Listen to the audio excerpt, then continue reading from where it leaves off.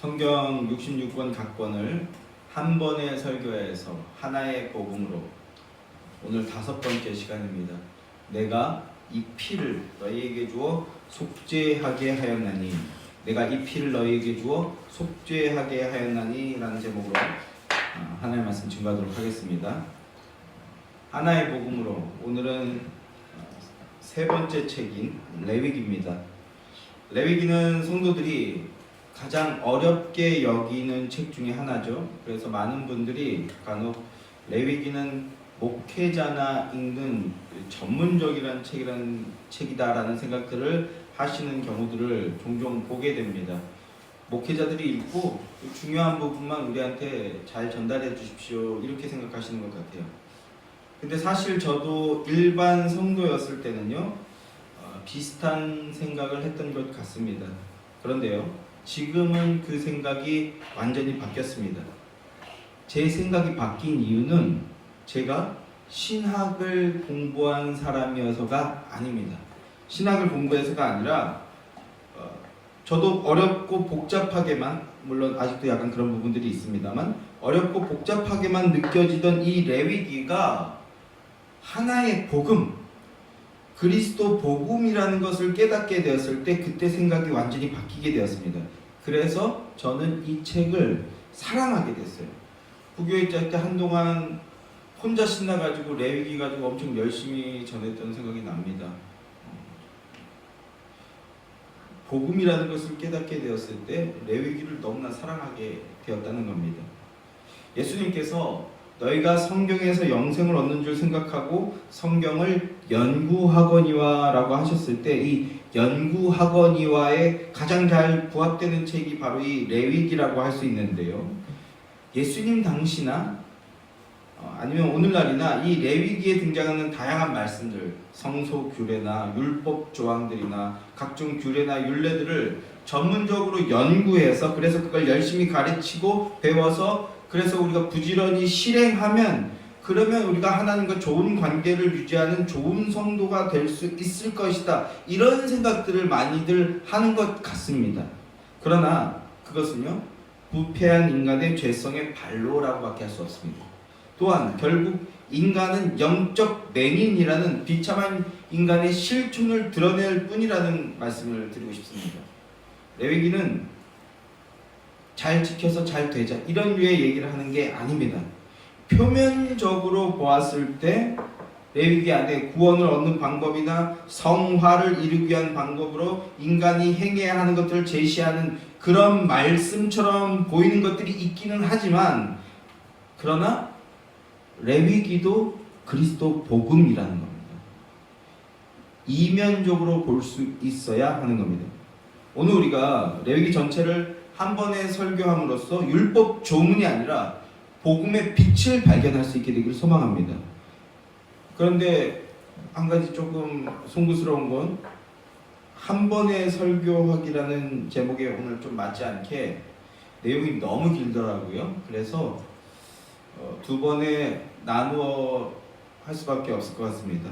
그래서 오늘 첫 번째로 전반부에 해당하는 내용들을 주로 하고, 그리고 다음 주에 이어서 두 번에 나눠서 성경 각본을 한 번 반에 하기가 되는 것 같습니다. 부디 복음 안에서 하나님의 은혜로운 뜻을 깨달아 저와 함께 레위기도 하나의 복음으로 보게 되는 유익을 누리게 되기를 주님의 이름으로 축원합니다. 자, 레위기는요, 출애굽기에서 성막을 완성했어요. 그 성막을 어떻게 사용할 것인가에 대한 내용이라고 할 수 있습니다. 그리고 그 안에 복음이 담겨 있다라는 겁니다. 자, 먼저 레위기의 구조에 대해서 알아보겠습니다. 레위기의 구조는 크게 두 부분으로 나눌 수 있어요. 1장부터 17장까지를 전반부로, 이 전반부는 하나님의 존재에서 추방당한 아담의 후예들이 어떻게, 어떠한 방법으로 다시 하나님 앞으로 지성소로 나아갈 수 있게 되는가 하는 것을 계시하고 있는 말씀입니다. 그리고 후반부는요, 18장부터 27장까지가 후반부 말씀인데, 이 후반부는 하나님과 교제를 지속하면서 동행하는 삶을 살아가는 방법에 대해서 말씀해 주십니다.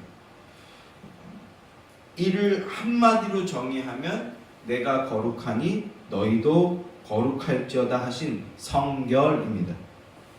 출애굽기 25장 이하의 말씀을 보면요, 하나님이 시내산에서 성막 식양을 말씀해 주시죠. 그래서 그 말씀을 따라 성막을 제작합니다. 그 이후부터는요, 이제 하나님이 성막에서 말씀을 하기 시작하셨습니다.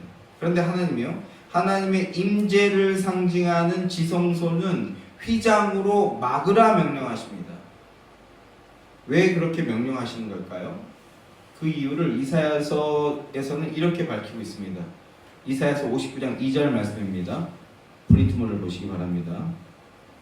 오직 너희 죄악이 너희와 너희 하나님 사이를 갈라놓았고 너희 죄가 그의 얼굴을 가리어서 너희에게서 듣지 않으시게 함이니라 합니다.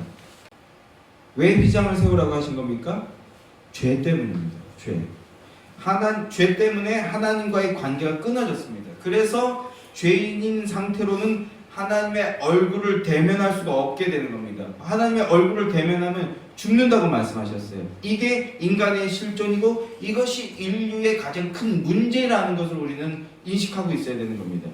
그런데 하나님은 다시 하나님께 나아오고 하나님의 얼굴을 마주 대할 수 있게 해주신다 하시는 겁니다. 그러면 어떻게 하나님께 나아갈 수 있으며 어떻게 하나님을 만날 수 있는가? 하나님께서 두 가지 방도를 마련해 주셨는데요. 첫째는 대속제물이고요. 둘째는 그 대속제물을 드려줄 대제사장입니다. 레위기는 이것을, 이 두 가지에 대한 내용을 복음으로서 우리에게 계시해 주는 그런 말씀입니다.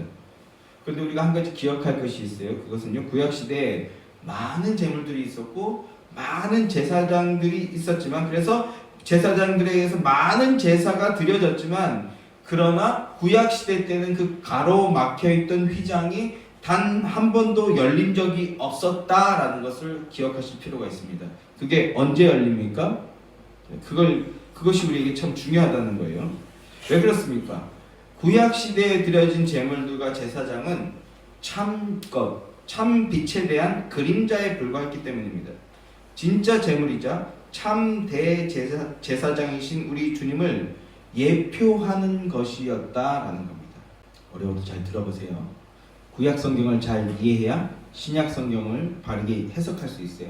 신약 성경을 예수 그리스도로 해석한 자만 다시 구약으로 돌아가서 성경 66권을 전체 성경을 하나의 복음으로 볼 수 있게 되기 때문에 힘써서 구약을 배워야 되는 거예요. 특히 모세오경을 배워야 되는 거예요.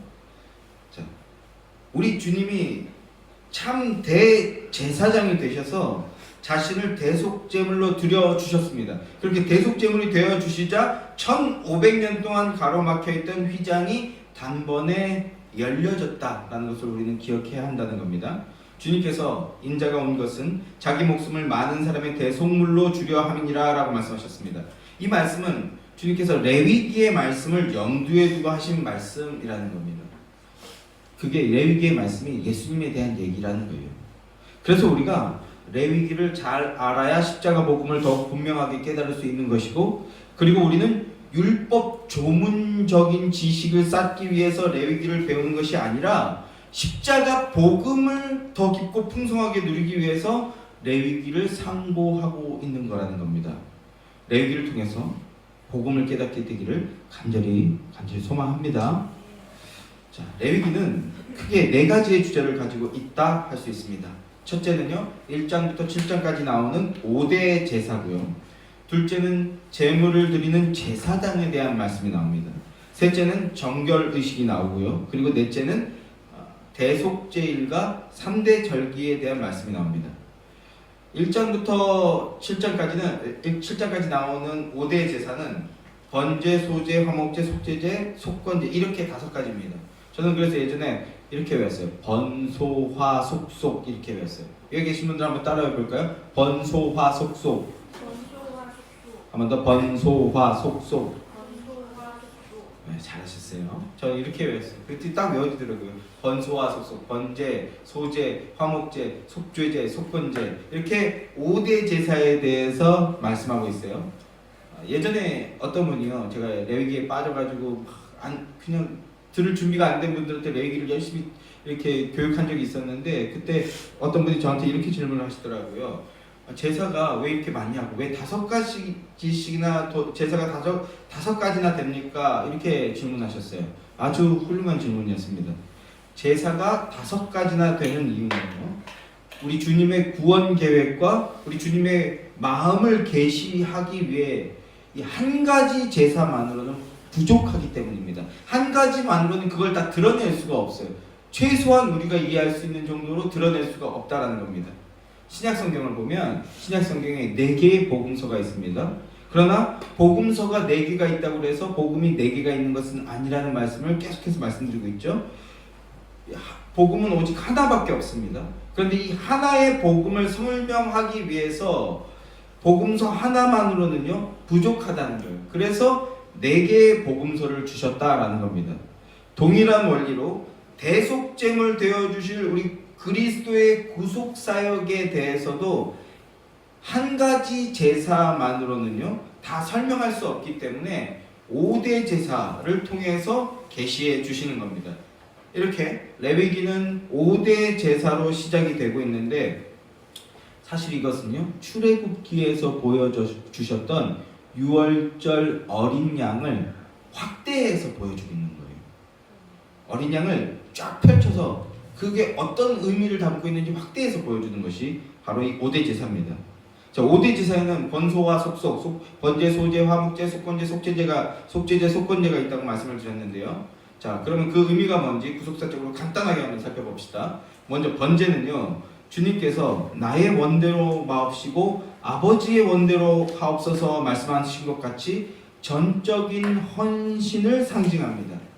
두 번째 소제는요, 피 없는 제사예요. 소제는요, 곡식을 태우는 거거든요. 피 없는 제사인데 이렇게 히브리서 4장 15절 말씀을 보니까 모든 일에 우리와 똑같이 시험을 받으신 이로되 죄는 없으시니라 하신 주님의 죄 없으신 생애를 상징합니다. 세 번째 화목제는 중요한 부분만 제물로 드려지고 나머지 오늘날로 치면 살코기에 해당하는 부분은 가지고 와서 함께 잔치를 합니다. 잔치를 하니까 기쁨과 평강이 넘치게 되죠. 그래서 화목제입니다. 먹고 마시면서 하나님과 더불어 함께 화목해지는 겁니다. 요한일서 4장 10절 말씀을 보면 우리 죄를 위하여 화목제로 그 아들을 보내셨음이니라 말씀하죠. 아들을 통해서 하나님과 화목하게 된다라는 것, 화목이 회복된다라는 겁니다. 하나님께서 우리에게 원하시는 것은요, 우리와 화목하게 지내며 교제하는 것입니다. 그래서 하나님께서 내어놓으신 방법이 뭡니까? 당신의 독생자를 제물로 내어놓으시는 겁니다. 그 제물을 뜯어 먹고 나누어 마심으로 화목해지는 거예요. 그걸 눈으로 보여주는 장치가 뭡니까? 그게 성찬입니다. 성찬. 그 예수 그리스도 안에 있을 때, 복음을 믿고 아멘으로 화답하며 믿음 고백할 때 우리는 화목제를 누리는 거고, 우리는 평안과 기쁨을 누리고 주와 함께 즐거워할 수 있게 되는 겁니다. 이 즐거움을 넘치는 교회요, 넘치는 성도들 되시길 소망합니다. 다음 속죄제는요, 자기 목숨을 많은 사람의 대속물로 주려 함이니라 하시죠. 죄의 사함을 상징하고요. 그리고 마지막 속건제입니다. 속건제는요, 죄에 대해서 책임을 물고 배상하게 하는 겁니다. 범죄를 저지르고 회개했다고 해서 다 끝나는 게 아니라는 겁니다. 단지 영적으로 회개만 했다고 해서 끝나는 게 아니라고요. 그건 진짜 회개가 아닙니다. 진정한 회개는 그 회개에 걸맞게 책임 있는 행동을 해야 한다는 거예요. 대가를 지불해야 된다라는 겁니다. 그러니까 진정한 회개는 마음으로 입술로만 하고 끝나는 게 아니고 죄의 요구에 합당한 행함이 있어야 된다라는 뜻이라고요. 그런데 오늘날에는요, 이것을 너무나 물질적 손해배상 또는 행위적 반성, 특별히 이건 어떤 뜻을 하냐면요, 그 사람이 가진 권력을 완전히 반납하는 거예요. 그래서 사회에서 영구히 퇴출당하는 거, 이런 걸 의미합니다. 너무나 이런 측면으로 극대화되어 있다는 거예요, 오늘날. 그런데 이 모습은요, 이런 것들은 성경을 표피적으로만 보는 겁니다. 표피적으로만.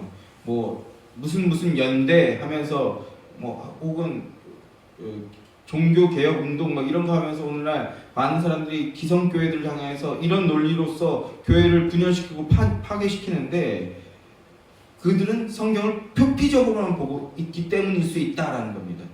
그것은 영적 맹인의 모습이라고 할 수 있다고요. 그리고 그것은요, 기독교 사회주의자들의 이간계에 빠진 것이다 라고도 할 수 있습니다. 공산주의는 뭐라고 말씀드렸어요 이전에? 모든 것을, 세상 모든 것을요 물질로 치환하는 거예요. 물질 단위로, 경제 단위로 해석하여서 보는 자들이 공산주의자들입니다. 그러면서 유토피아를 구현하기 위해서라면 어떠한 복수도 마땅한 것으로 여깁니다. 책임을 져야 된다라는 이 명분으로 사적 복수를 계속해서 부추기는 겁니다. 그런데 그것은 성경을 이면적으로 보지 못하는 것이고요, 표피적으로만 보는 것이라고. 속건제의 말씀을 보면 그렇게 볼 수 있는 내용들이 있는 것이 사실이지만, 그러나 책임과 배상을 통해서 말씀하시려는 하나님의 진짜 의도, 진짜 마음은 배제되어 있습니다. 그게 바로 마귀의 목적이죠. 성경대로 행한다고 하지만 사실은 하나님과 아무 상관없는 일을 행하게 하는 것이요.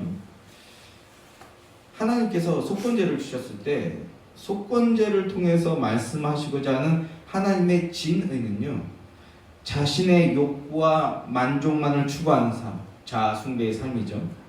그런 삶으로 살아가는 것으로 인해서 이웃과의 관계에서 불화하게 된 죄인들, 그 죄인들의 죄값을, 영원한 사막이죠, 그 죄값에 대한 배상을 대신 지불하는 겁니다. 그리스도께서 그 죄값이 뭡니까? 사망이잖아요.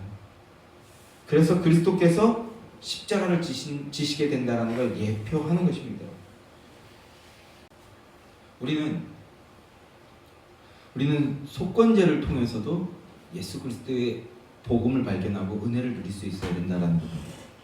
그래서 제가 속건제를 보면 그 제물들을 다 제사장에게로 돌립니다. 이것은요, 제사장의 책무가 막중하다는 것을 강조하는 측면인 겁니다.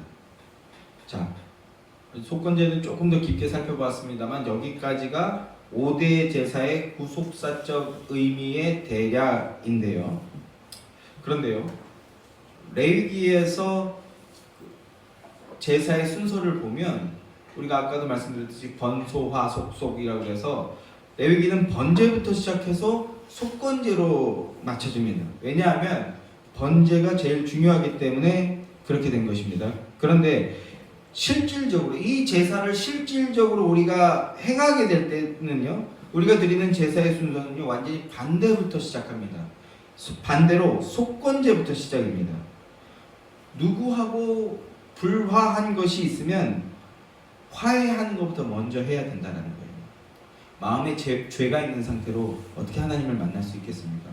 우리가 예배 시간에 예배의 앞에 자리에, 예배 앞에 순서에 회개의 순서를 놓는 것도 이런 의미가 있는 겁니다. 먼저 깨끗해진 상태가 되어야 거룩해질 수 있고 정결해지고 거룩해질 수 있는 이런 제의적 요소들이 있어요. 화해하는 것부터 시작하는 겁니다. 기독교는요, 굳이 따진다면 마음의 종교라고 표현할 수 있을 것 같습니다. 왜 그렇습니까? 우리를 향한 하나님의 사랑의 마음이 율법과 성막으로 구체화되어지고, 그리고 그 구체화되어서 미리 보여줬던 그것에 대한 실체가 우리 마음 안으로 들어와 버리는 겁니다. 그게 뭡니까? 예수 믿는 믿음이잖아요. 우리 마음 안으로 들어오는 게 구원입니다. 그래서 마음의 문제예요. 그리고 우리 주님은 끊임없이 말씀하시죠. 중심을 보시는 분이시다, 마음을 보시는 분이시다 라고 말씀하시잖아요. 그러니까 나의 어떤 행동을 율법과 대조해 봤을 때 이거 이계명에 저촉이 되네? 그러면 죄인데? 잘못됐네? 이계명 고쳐야지.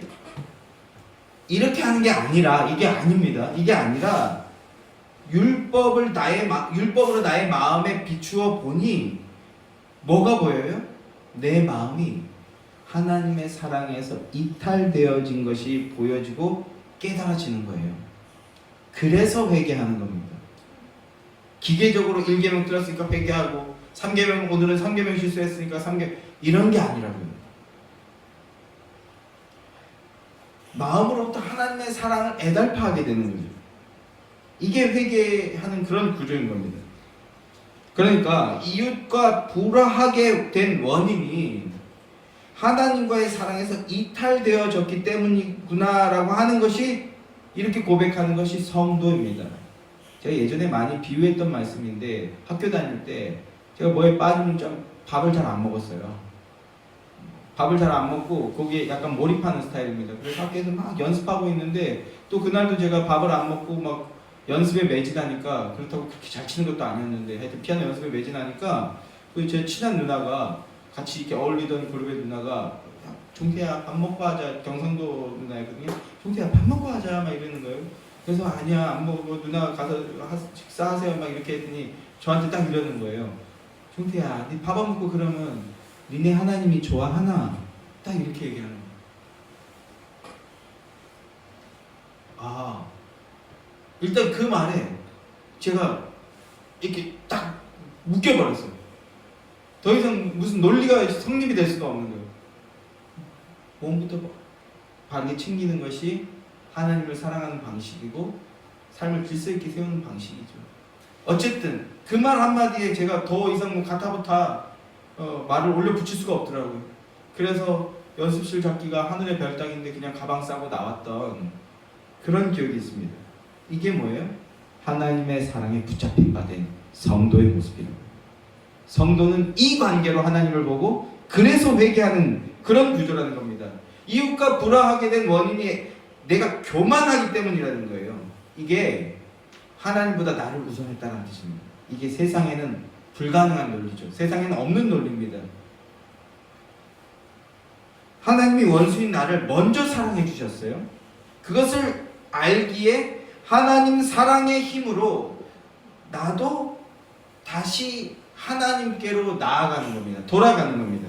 그리고 그 힘으로 불화한 것이 하나님께 죄라고 여겨지기 때문에, 어찌되었든 그 안에 어떤 논리가 있든 불화한 것이 하나님 앞에 죄라고 여겨지기 때문에 불화한 그 사람에게도 먼저 다가가서 화해를 청하는 겁니다.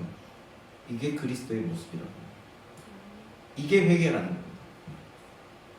먼저 사랑을 받았음을 알기에 나도 이 먼저 사랑도 받을 수 없는 사랑이었어요. 공짜로 받은 사랑이었고 일방적인 은혜의 사랑이었어요. 그러니까 나도 이제 그 사랑의 마음이 내 안에 있기에 내어주는 그 삶을 살게 된다는 겁니다.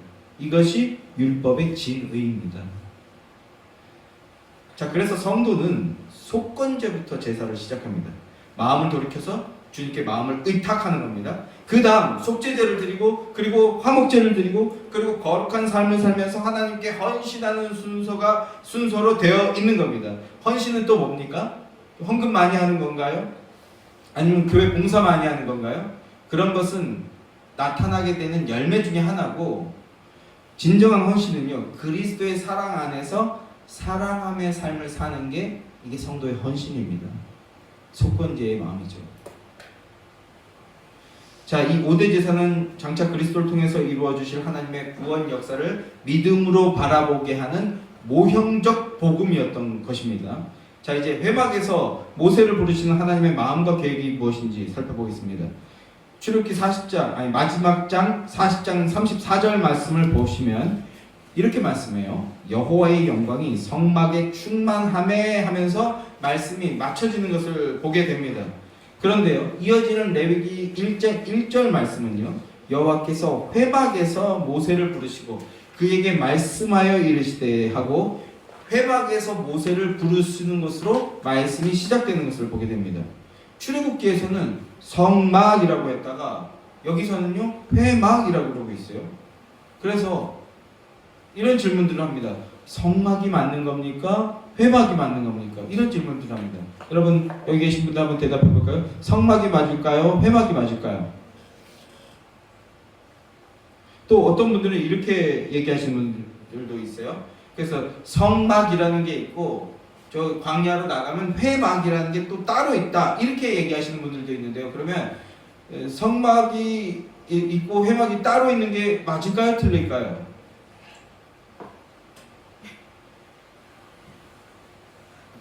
뭐요? 말을 해주다가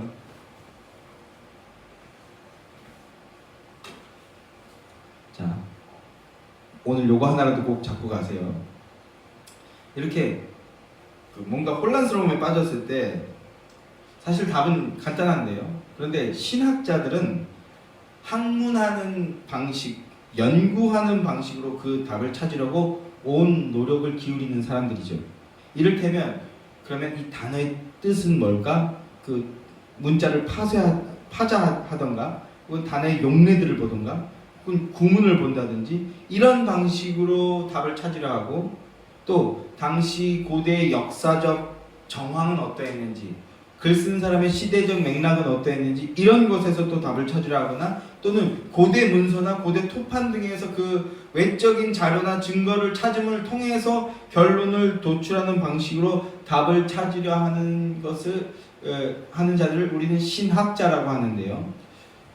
지금 제 뉘앙스는 마치 이런 거 다 틀렸고 의미 없다라는 그런 뉘앙스로 살짝 말씀이 되어지지만, 그런 게 다 의미 없다라는 뜻은 아닙니다. 저 역시 그런 신학자들의 도움을 받아서 여기까지 이렇게 말씀을 전할 수 있는 거고요. 풍성한 유익을 누린다라는 측면에서 굉장히 우리는 이것을 잘 취사 선택할 필요가 있어요. 그런데 제가 지금 굳이 이런 뉘앙스의 말씀을 드리는 이유는, 우리가 우선 기억할 것은 이 성경이 내게 대하여 증언한 것이라 하신 주님의 말씀을 먼저 기억하면서 나가야 된다는 거예요. 그리스도 중심으로 말씀을 보면 사실 헷갈릴 게 하나도 없는 겁니다. 물론 그것도 쉽지가 않아요. 그래서 유도순 목사님의 책에 도움을 받고 있는 겁니다. 이것 자체도 연구라는 측면으로 보면 연구라고 할 수도 있어요. 그러나 우선순위가 뭐냐, 이 말씀을 하려고 하는 거예요. 신학자들이 그렇게 열심히 신학을 하지만 많은 순간 보면 정작 그래서 자신의 연구 성과물에 갇혀서 그리스도를 배제하는 이런 경우들을 왕왕 보게 되는데, 그게 그런 경우가 잘못됐다, 이 말씀을 드리고 싶은 거예요. 그리고 우리는 그리스도 중심으로 볼 수 있어야 된다, 이 말씀을 드리려고 하는 것입니다. 우리가 지금 성경을 한 번에 설교하고 하나의 복음으로 듣자고 하는 것은 그 방식으로 성경을 배워 나가겠다라는 그런 뜻인데요. 자, 그래서 다시 돌아서, 그러면 성막이 맞냐 회막이 맞냐, 아니면 성막이 있고 회막이라는 게 또 따로 있냐? 자, 이 질문의 답은 간단합니다. 자, 답은요 하나예요. 하나밖에 없습니다. 하나님 중심으로 봤을 때는 성막이 되는 거고, 우리 중심으로 보면 하나님과 만나는 장소, 미팅 오브 텐트라고 하거든요. 회막이라고 할 수 있는 겁니다. 그 회막, 그러니까 성막에서 하나님이 모세를 부르시는 겁니다. 이게 중요합니다. 내가 너와 만나겠다 하면서 부르시는 거예요. 자, 그러면 성막의 핵심이 어디 있을까? 자, 성막에 보면요, 제가 그 그림은 안 넣은 것 같은데, 성막은 오른쪽에 출입구가 있습니다. 한번 상상해 보세요. 그 그림 보면서 대략 추론해 보세요. 성막 오른쪽 출입구에 들어가면 먼저 번제단이라는 게 있습니다. 번제단에서 그 제사드릴 제물을 죽여서 불로 태울 건 태우는 거예요. 그 번제단에서. 그러니까 피와 불이 있는 곳입니다. 그런 다음에 물두멍이라는 것이 있습니다. 거기서 피를 씻는 겁니다. 그런 다음에 이 성막 안으로 들어가면 야외인데 이제 실내로 들어가는 거예요. 텐트로 되어진 실내로 들어가는 거예요. 그림을 보시기 바래요. 그림을 보시면 대략 지금 제 말을 이해하실 수 있습니다. 제가 그 그림을 좀 빠뜨렸는데, 자, 그런 다음에 성소라는 텐트가 있습니다. 그 성소 안에는 또 일반 성소와 지성소, 이렇게 두 구역으로 나누어집니다. 그리고 그 두 구역을 나누는 것이 뭡니까? 휘장입니다. 휘장 바깥에는 일반 성소, 휘장 안쪽은 지성소, 이렇게 얘기하는데, 자, 성막에 번제단이 있고 물두멍이 있고 일반 성소가 있고 일반 성소 안에 지성소가 있고 지성소 안에 이제 법궤가 담겨 있고, 이런 곳이 바로 하나님의 임재를 상징하는 성막인데, 이 성막의 가장 중요한 장소가 어디냐라는 것입니다. 핵심이 어디겠습니까? 성막의 가장 중요한 장소는 지성소, 그리고 그 안에 법궤라는 것이 있습니다. 그러면 지성소가 핵심일까요? 법궤가 핵심일까요? 자, 한번 대답해 봅시다. 지성소가 핵심일까요? 법궤가 핵심일까요? 자, 1번 지성소, 2번 법궤. 답은 3번 법궤 뚜껑입니다. 자, 제일 중요한 것은 지성소가, 자, 성막의 핵심은요, 지성소 안에 있는 법궤, 그 법궤 그 위에 덮인 법궤 뚜껑이 만남의 핵심이에요. 만남의 핵심. 하나님과 만나기 위해서 주어진 장소거든요. 이 뚜껑을, 이제 그 그림이 프린트는 좀 희미하게 나왔습니다만 신좌라고 합니다. 은혜를 베푸는 거라는 거예요. 또는 속죄소라고 부르거든요. 오늘 레위기 말씀에서는 속죄소라고 부르고 있어요.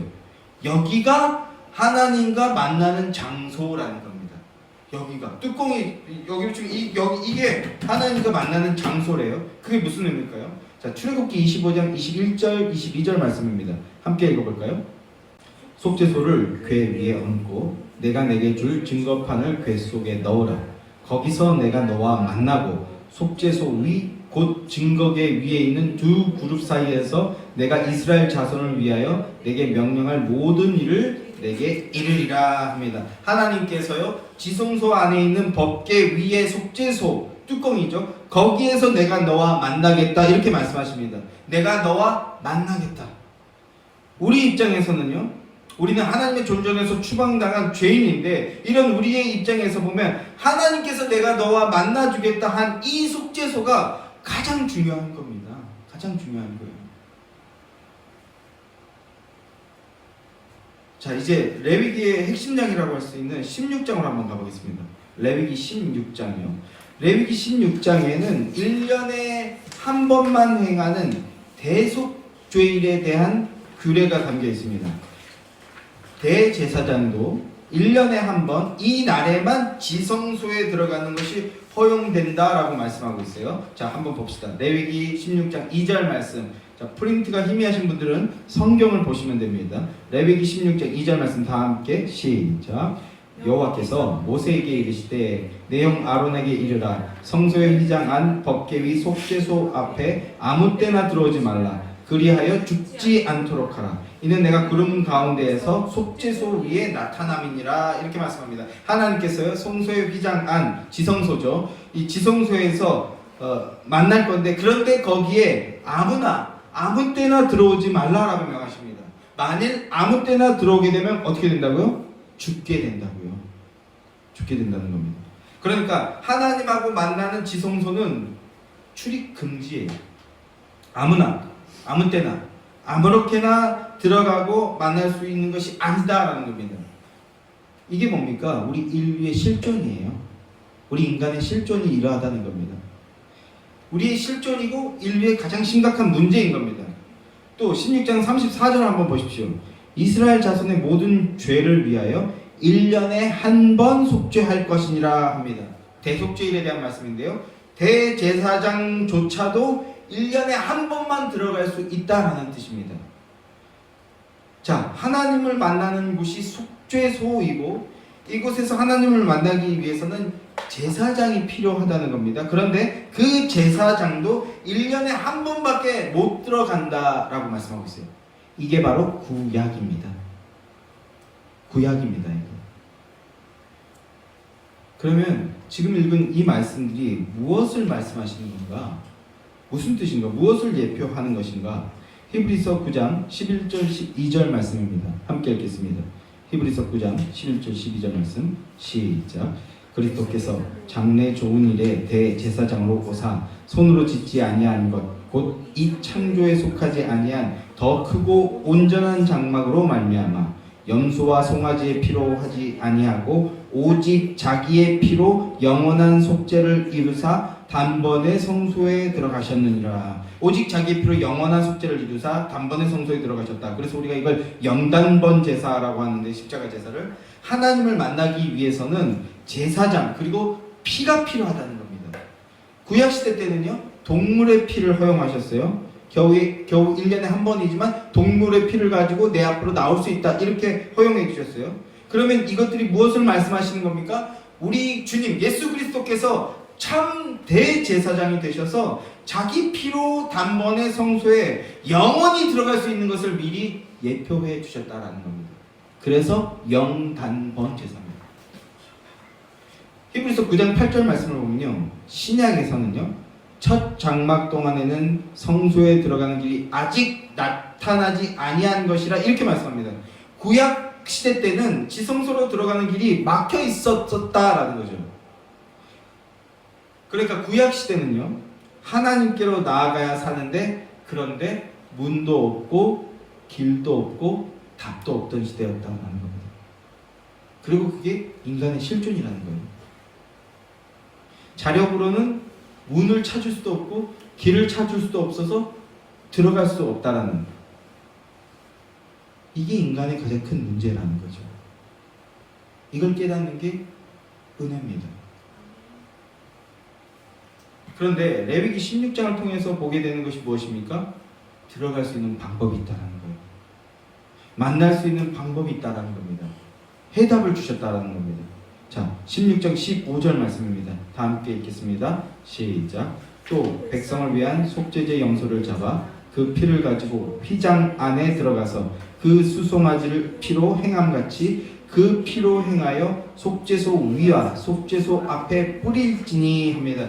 백성을 위해 속죄제 염소를 잡아서, 제물을 잡아서 그 피를 가지고 휘장 안으로 들어가는 거죠. 히브리서 9장에서는요, 피 없이 못 들어간다 이렇게 말씀했잖아요. 피가 있어야 휘장 안으로 들어갈 수 있다는 겁니다. 대속제물의 피요. 피를 가지고 휘장을 통과해서 그 피를 속죄소, 이 법궤 뚜껑에 뿌리라는 겁니다. 피로 덮어버리는 거예요. 뭐가 생각납니까? 6월절 어린 양 그 10번째 재앙 때 집 문설주와 임방에 피를 덮으라는 그 말씀이 생각나죠. 출애굽기 25장 22절 말씀도 한번 기억해 보십시오. 증거계 위 속죄소, 피가 뿌려지는 곳입니다. 거기서 내가 너와 만나겠다 라고 합니다. 피가 뿌려진 곳에서 내가 너를 만나겠다. 이것이 추방당한 인류의, 그래서 죄 아래에서 끊임없이 죄 짓고 사는 인간들에 대한 해답인 겁니다. 자, 그럼 이제 오늘 말씀의 핵심입니다. 피를 통해서 만나 주시겠다고 한 이 레위기 예표의 말씀이 어떻게 실체로 우리에게 오게 되는가? 자, 주님께서요, 십자가상에서 마지막에 온 몸을 쥐어짜면서 이렇게 말씀하십니다. 다 이루었다. 테텔레스타이, 다 이루었다. 이렇게 선언하셨을 때 어떤 일이 벌어졌어요? 성전에 있던 휘장이 위에서 아래로 찢어졌죠. 마태복음 27장 51절 말씀을 보면 이에 성소 휘장이 위로부터 아래까지 찢어져 둘이 되고 땅이 진동하며 바위가 터지고 합니다. 주님께서 막혀있던 하나님께로 나아가는 길을 여시는 길이 되시고 문이 되어주신 겁니다. 요한복음 10장 7절 말씀에서 내가 양의 문이다. 나로 말미암지 않고는 아버지께로 올 자가 없다. 이렇게 말씀하셨죠. 그 문이 되어주신 겁니다. 십자가가. 히브리서 10장 19절 20절 말씀도 이렇게 말씀합니다. 함께 읽어보겠습니다. 히브리서 10장 19절 20절 말씀 함께 시작. 그러므로 형제들아 우리가 예수의 피를 힘입어 성소에 들어갈 담력을 얻었나니 그 길은 우리를 위하여 휘장 가운데로 열어놓으신 새로운 살 길이요 휘장은 곧 그의 육체니라. 예수님께서 새로운 길, 그것도 살 길이 되어주셨다 합니다. 그의 육체가 찢어지심으로 죄로 인해 가려져 있던 하나님께 나아가는 길이 열렸다는 겁니다. 구약시대 때는 없었기 때문에 새로운 길이라고 하고요, 예수밖에 없기 때문에 유일한 살 길이라고 하는 겁니다. 19절에서는요, 예수 피를 힘입어 성소에 들어갈 담력을 얻었다 말씀하고 있어요. 이 성소가 지성소인데요, 구약 시대 때는 대제사장이 짐승의 피를 가지고 지성소에 들어갔던 것처럼 이제 우리는 예수의 피를 가지고 지성소, 곧 하나님의 보좌 앞까지 나아갈 수 있게 되었다는 겁니다. 그러면 예수의 피를 가지고 하나님 앞으로 나아간다는 게 무슨 말입니까? 어떻게 하는 것입니까? 로마서 5장 9절 말씀입니다. 함께 시작. 그러면 이제 우리가 그의 피로 말미암아 의롭다 하심을 받았으니 더욱 그로 말미암아 진노하심에서 구원을 받을 것이니라. 그의 피로 말미암아, 그의 피로 말미암아라고 합니다. 예수 그리스도의 그 피가 내 죄를 대신해서 흘려주신 보혈의 피다. 이걸 믿고 고백하는 자를 의인이라고 말씀해 주신다는 겁니다. 여겨주신다는 거예요. 그 의를 힘입어서 주님을 사랑한다라고 믿고 고백할 때 그때 성도는 성소를 지나서 휘장을 지나서 주님의 보좌 앞까지, 주님의 얼굴 앞까지 나아갈 수 있게 되었다라는 겁니다. 그리고 이게 믿음입니다. 그럼 담력을 얻었다는 건 뭡니까? 구약시대 때는 대제사장조차도 1년에 한 번밖에 못 들어갔었어요. 그러니까 대제사장도 지성소에 들어갈 때 얼마나 두렵고 떨렸겠습니까? 그런데 우리들은 어떻죠? 이제 우리들은 예수 피를 힘입은 우리들은 믿음으로 기도할 때, 믿음으로 예수의 이름을 부르며 기도할 때 1년에 한 번만이 아니라 무시로 언제든지 어디서나 아무 때나 지성소로 들어갈 수 있고 주님을 만날 수 있게 되었다는 겁니다. 그래서 우리는 은혜의 시대에 살고 있다라고 하는 겁니다. 아무 때나 어디서나 오늘이 정말 주 예수의 이름을 간절히 부르고 싶은 그런 날인데요. 어디에서든 그것이 예배당이든 아니면 지금 온라인으로 지금 가정이든 어디서든 예수의 이름을 믿음으로 부르면 우리 주님께서 우리와 함께 하시며 지켜주시며 인도하심을 누릴 수 있게 된다라는 것입니다. 믿음으로 그 은혜를 풍성하게 충만하게 깊게 누리시는 여러분들 되기를 주님의 이름으로 축원합니다. 주님께서 예수 피를 힘입는 자들에게 새로운 살 길이 되어주셨습니다. 이렇게 행해 주심은 하나님의 존전에서 추방당한 죄인들이 다시 하나님 앞으로 나아오기를 하나님께서 원하시고 계시기 때문입니다. 여러분을 기다리고 계십니다. 그래서 우리에게 예수 그리스도라는 시온의 대로를 열어주셨습니다. 레위기는 이것을요 그림자로서 보여주셨고 신약 성경은 그것을 실체로 성취해서 우리에게 증언해주고 있는 것입니다. 참으로 신묘막측한 은혜가 아닐 수 없습니다. 하나님은 당신이 약속하신 바를 반드시 이루시는 분이십니다. 우리에게 필요한 것은요 예수 그리스도 믿는 믿음뿐입니다. 믿음만 있으면 됩니다. 믿음으로 하나님을 만나고 믿음으로 하나님과 동행함으로 하나님의 언약과 섭리를 누리는 삶을 사시는 여러분들이 되시기를 주님의 이름으로 축원합니다. 그러면 이제는 다른 허탄한 것에 마음들을 두지 마시고 우선순위를 뺏기지도 마시고 오직 예수 그리스도의 이름과 의를 증언하는 증언자들, 주님의 입들이 되시기를 간절히 주님의 이름으로 간절히 축원합니다. 기도하겠습니다.